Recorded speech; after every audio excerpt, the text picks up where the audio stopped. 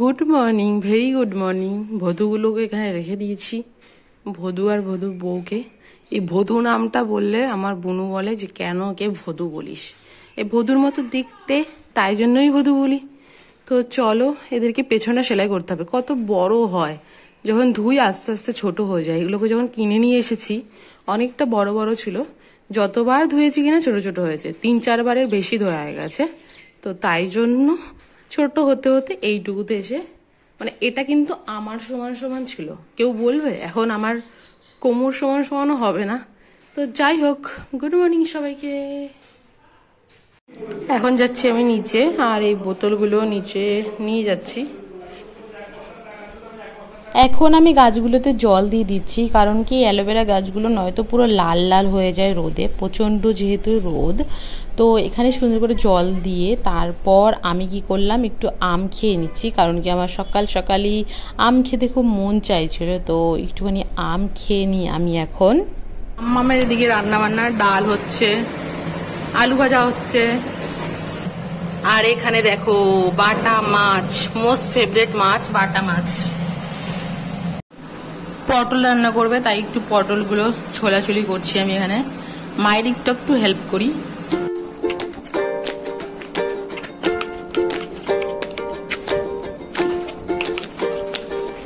এখন আমরা বাড়ি থেকে বেরোবো। আজকেও আমার বেশ একটা শখের জায়গায় যাচ্ছি, যেখানে অনেক দিন থেকে যাওয়ার ইচ্ছে ছিল।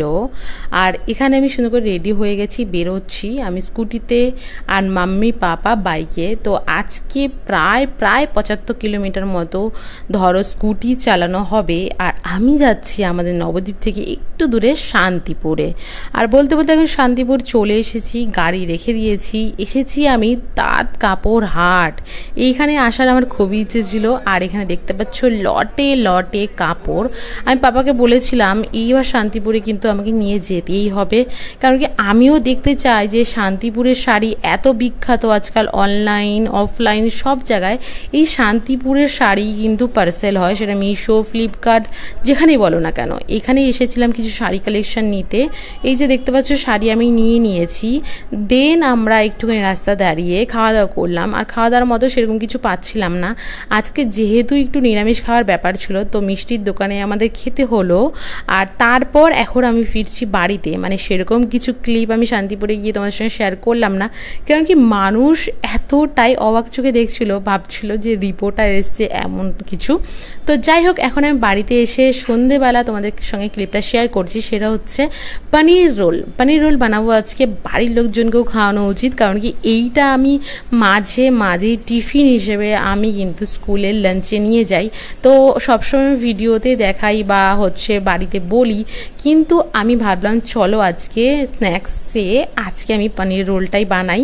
তো এখানে দেখতে পাচ্ছ কিছুই না, সামান্য পরিমাণ নুন, হলুদ আর গরম মশলা এইসব দিয়েই, পেঁয়াজ দিয়ে টমেটো দিয়ে পনিরটাকে সটে করে নিয়েছি। আর এদিকে লেচি কেটে নিয়েছি পনিরের রুটিগুলো বানানোর জন্য। সুন্দর সুন্দর গোল গোল করে রুটি বানিয়ে নিয়েছি এবং মাঝখানে স্টাফিং দিয়ে উপর থেকে সস দিয়ে রোলের মতো করে সুন্দর করে গোল করে নিয়ে তারপর আমি কাগজ দেব, ঠিক দোকানের মতো করে কাগজ দিয়ে এই রোলটাকে আমি একদম হচ্ছে ফিনিশিং একটা লুক দেব, দেখে যেন মনে হয় একদম দোকান থেকে এখনই আমি বানিয়ে এনেছি। আর বানিয়ে আমি তোমাদের দেখাইও যে কেমন হয়েছে। তোমরা এরকম সিম্পল পনির রোল ট্রাই করতে পারো, চিকেন রোলও ট্রাই করতে পারো সেম ওয়েতে, তারপর হচ্ছে ভেজ রোলও ট্রাই করতে পারো। তো সেরকমভাবে আমার পনির রোলটা সবচেয়ে বেশি ভালো লাগে। তো এখানে দেখতে পাচ্ছ অনেক বড় সাইজের রোল কিন্তু এখন আমাদের রেডি, পুরো হচ্ছে মানে কি বলবো, খাওয়ার জন্য পুরো হচ্ছে রেডি। আর একদম তোমাদেরকে একবার দেখিয়েও দিই যে কত সুন্দর রোলটা আমার তৈরি হয়েছে। যদি ফোল্ডে করছি আর বোন তো ভিডিও ধরে রেখেছে। আর এই দেখো আমার রোল কিন্তু একদম রেডি।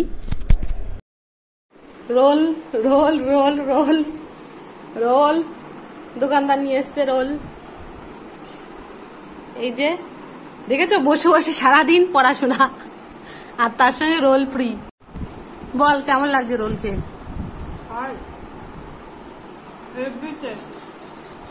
টাটা, খা তুই, বাই। তোমাদের ফেভারিট ফুড কী গো? আমার কিন্তু আম। আমি আম খেতে ভীষণই ভালোবাসি, কিন্তু এই সিজনে কেন জানি না আমি প্রচণ্ড পরিমাণে আম খাচ্ছি, মানে আমার ভালো লাগছে এই জন্যই। আর এখানে আজকে রাতের ডিনার কিন্তু দেখতে পাচ্ছ লুচি আর তরকারি। এটা কে বানিয়েছে জানো? আমার ছোটো বোনু। আমি তো ধরো সন্ধেবেলা বানালাম, তো ওর কিন্তু রাতের ডিনারটা লুচি আর তরকারি, এই দুটো জিনিসও বানিয়েছে। আর ও ভীষণ রান্না করে, ঠিক আমার মতোই, মানে বাড়িতে যতটা সময় পায় ও কিন্তু অনেক সময় স্ন্যাক্সটা বেশি বানায় ও। আর ও থাকলেই মানে আমাদের স্ন্যাক্সটা বেশ ভালো জমে যায় এরকম টাইপের। তো এখানে লুচি তরকারিটা বেশ তো বানিয়েছে, সেটা আমিও টেস্ট করি আর তোমাদেরকে একটু টেস্ট করালাম। আর জানো তো আজকে যেহেতু বাটা মাছ বানিয়েছিল মা, তো সেটা তোমাদেরকে সকালে দেখিয়েছিলাম, সেটা আমাকে এখন খেতে হলো, কারণ কি আমি তো স্কিপ করেছিলাম, ধরো খাওয়া হয়নি, তো সেই জন্য রাতে বেলা হলেও আমাকে মাছটা খেতে হবে এরকম টাইপের মায়ের দাবি। তো সেই মায়ের দাবি মেটালাম। আর এখানে তোমাদেরকে একটু দেখাচ্ছি যে শান্তিপুর থেকে কীরকম ধরনের শাড়ি এনেছি। হ্যান্ডলুম ভীষণ ভালো ভালো শাড়ি এনেছি। হ্যান্ডলুম শাড়ি তোমার 200 টাকা থেকে শুরু করে 1000, 2000, 3000 টাকা পর্যন্তও আছে।